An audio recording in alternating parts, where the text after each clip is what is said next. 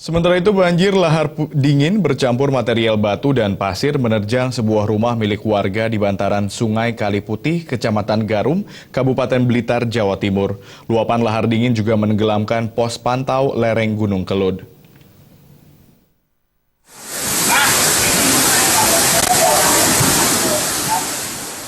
Inilah video amatir banjir lahar dingin yang sempat diambil oleh warga sekitar Kaliputih yang berada di Desa Karangrejo, Kecamatan Garum, Kabupaten Blitar.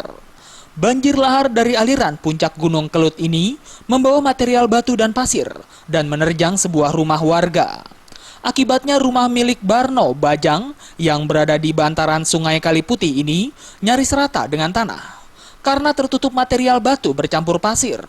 Selain rumah milik Barno Bajang, banjir juga menimbun pos pantau lereng gunung yang berada di pinggir sungai.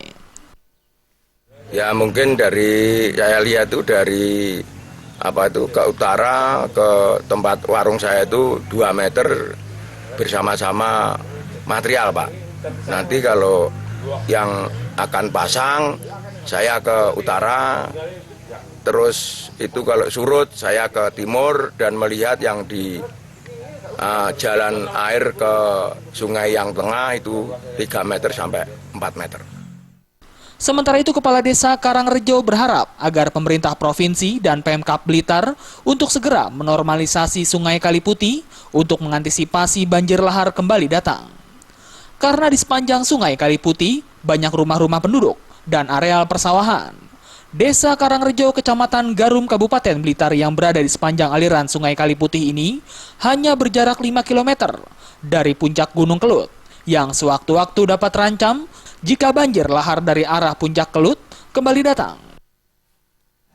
Pos 5 ini yang diperuntukkan dalam rangka sirine, itu untuk sirine dalam rangka itu tanda bahaya bila mana warga dalam rangka gali pasir itu kalau toh kondisi di utara itu sudah kelihatan mendung tajam, itu memang sirine dibunyikan oleh salah satu pengurus BUMDes yang ada di Desa Karangrejo untuk segera minggir dari lahan sungai ini.